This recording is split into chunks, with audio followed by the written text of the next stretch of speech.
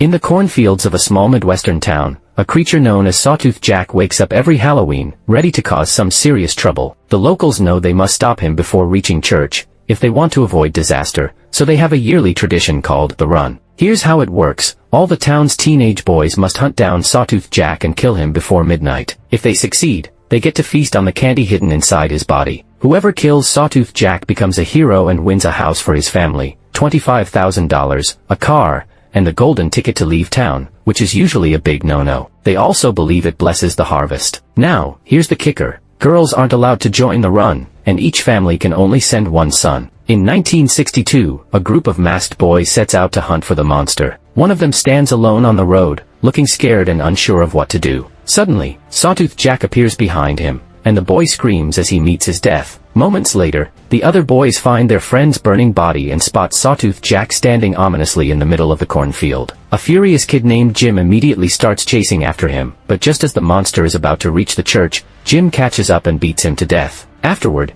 Jim grabs some candy from Jack's body, and soon the others do the same. They howl and celebrate Jim's victory like they just won the Super Bowl. After the excitement, the Harvesters Guild throws a Halloween party to celebrate another successful run, and Jim is showered with all his prizes. His younger brother, Richie, asks if he can come along next time, but Jim just gives him a hug and says, "I love you, bro," before driving off in his brand new car. Fast forward a year, and Sheriff Jerry shows up at school just 5 days before Halloween to remind the teens how crucial the Run is. He shows pictures from the year they didn't kill Sawtooth Jack, which led to a black duster ruining their crops. Jim is often brought up as the town hero, which annoys Richie, who desperately wants to join the Run but can't because of the rules. Riley, one of the other boys, makes fun of Richie for wanting to volunteer when the rest of them have no choice in the matter. Some teens even think Sawtooth Jack isn't real and is just some adult in a costume, but Bud swears he saw him outside his window when he was a kid. Riley laughs at him too, which triggers a fight, but the adults quickly step in to break it up. After class, Riley tries to follow Richie down the street to finish their fight, so Richie ducks into a movie theater to hide. Inside, he meets Kelly, the new girl in town. They chat and hit it off, but when Richie asks her to the Halloween dance, she explains she can't go because she's black, and Richie promises he'll change that rule when he wins this year's Run. Later, he meets up with his best buddies, Bud and Mitch, who have heard some nasty rumors about Kelly, but Richie doesn't buy into it.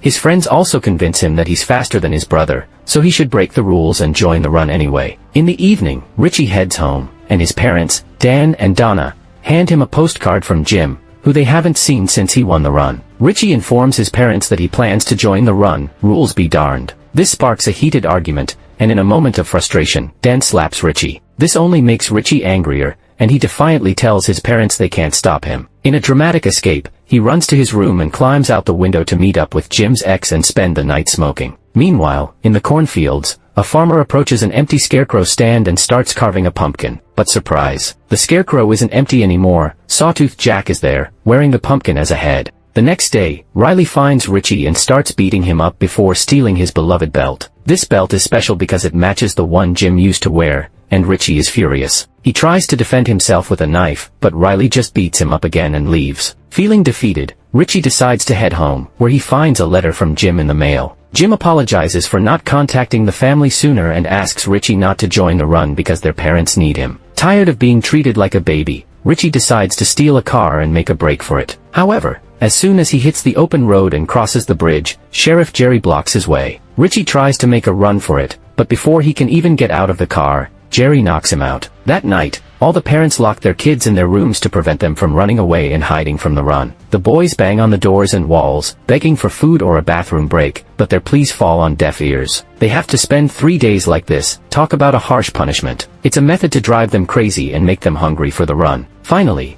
Halloween night arrives. The farmer fills up Sawtooth Jack with candy and cuts his ropes, getting him ready to wreak havoc. In town, all the teenage boys are finally released, ready to take to the streets and start the Run. Richie wakes up in his bedroom to find Dan excitedly telling him about a great job offer for his future, but Richie only has one thing on his mind, the Run. Both Dan and Donna try to stop him from leaving, but their pleas fall on deaf ears, and Richie bolts out of the house like a bat out of hell. Meanwhile, Bud, Charlie, and Mitch take a truck to gain an advantage in the Run. Some boys accuse them of cheating, but Mitch quickly intimidates them until they back off. Just then, Richie joins them, but before they can leave, the mean group comes back and starts vandalizing the truck. Once again, Mitch steps up to keep them at bay while Richie distracts them with some food. Finally, the boys drive away, ready for action. As they head out of town, they put on their masks and notice that the local butcher is keeping hungry boys away by standing guard with a weapon in hand. The other boys start throwing things at the truck, thinking it's cheating. When they finally reach the cornfields, most of the group is pumped up, but Bud is terrified. If you're thinking why,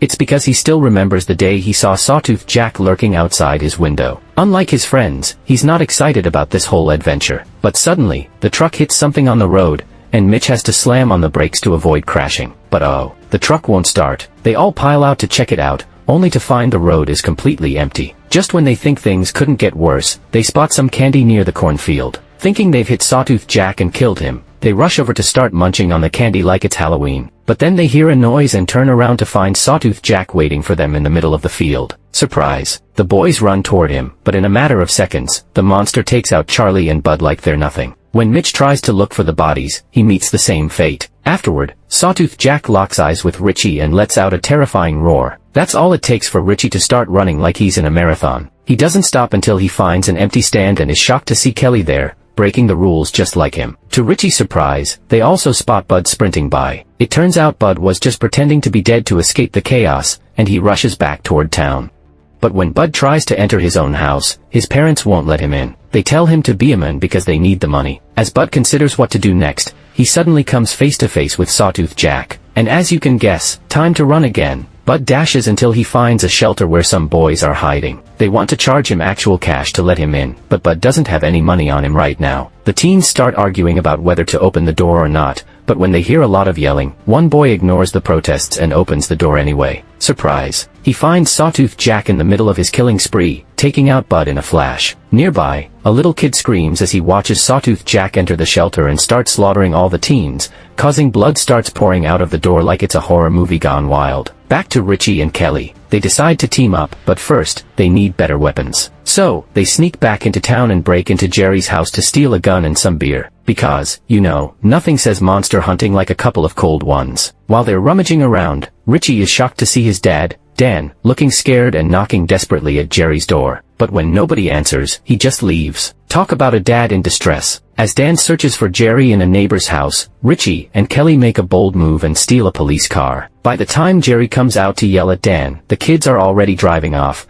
and all he manages to do is shoot a window. As Richie and Kelly cruise around in their stolen ride, they hear a radio report about the monster being spotted downtown. So, they head that way, and when they arrive on the main street, chaos reigns supreme. Teens are breaking into stores, grabbing all the food they can find. The butcher tries to defend his turf and even takes out a few boys, but they overpower him and beat him to death. And they even steal his meat. Talk about a brutal grocery run. Richie and Kelly are horrified by the madness, but before they can escape, Riley shows up. He starts making fun of Kelly for being a girl in the run and throws out some nasty slurs about her skin. Riley's buddy grabs Kelly, but Richie finally gets fed up and stands up for her. He takes down both guys and threatens them with the gun, and Kelly takes the opportunity to whack them with her club too. Before they leave, Richie snatches back his beloved belt. Meanwhile, the rest of the boys are really losing it, even turning on each other. Soon, Sawtooth Jack finds a trio of boys wandering alone and attacks them again. Back with Richie and Kelly, Richie confesses he's heard some bad rumors about her, but he doesn't believe them. Kelly admits that she did burn down an old guy's barn because he was a racist jerk. Richie shares that he misses his brother and that they haven't heard from him except for the occasional postcard,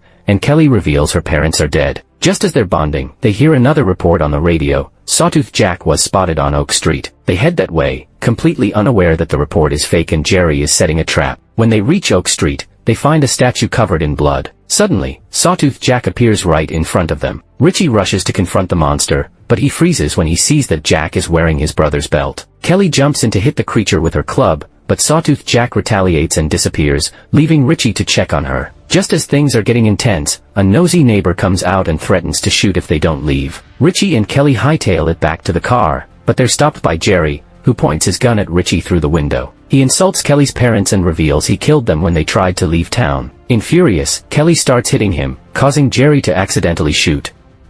The bullet grazes the side of Kelly's head. Richie immediately pushes Jerry away, and the duo escapes the car to get away from the crazy cop. Meanwhile, Sawtooth Jack heads to Jim's old house and sees all the messages on the wall from the 3 days Jim was locked in his room before the run. Screeching at the sight, the monster sets the whole building ablaze. Not far from there, Dan meets up with Jerry and tries to talk some sense into him, but Jerry yells back, explaining that the year they didn't do the ritual, he lost a beloved relative. He thinks this town needs to be brave and do what needs to be done. Dan cries but can't fight against a cop.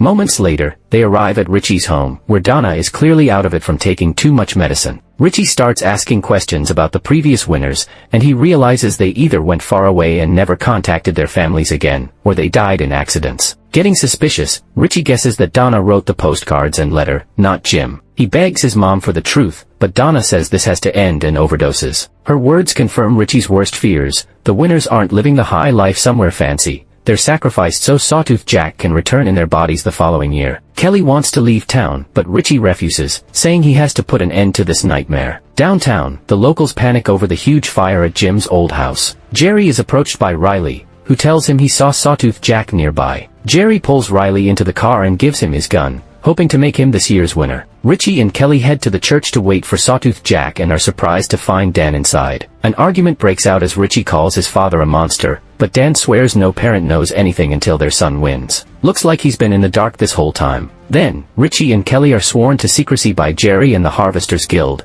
who threaten to kill them if they try to leave or tell anyone about what's going on. Dan wants Richie to leave and let him do the fighting, but he breaks down when he hears that his wife is dead. Just then, the church bell starts ringing, and Sawtooth Jack appears outside. Richie rushes out to meet him, calling him Jim to show he means no harm. Unfortunately, Riley shows up and shoots the monster. Kelly, not having any of that nonsense, runs to hit Riley while Richie cradles Jack in his arms like a big brother. Jerry jumps in too, making Riley take another shot, but this time, Richie threatens Riley with his own gun to keep him at bay. To Richie's shock, Sawtooth Jack grabs his hand and turns it around, pleading to end his suffering. Wanting this nightmare to end, Richie apologizes to his brother and pulls the trigger. The boys rush to grab the candy, and Jerry congratulates Richie on his success, but Richie just feels numb.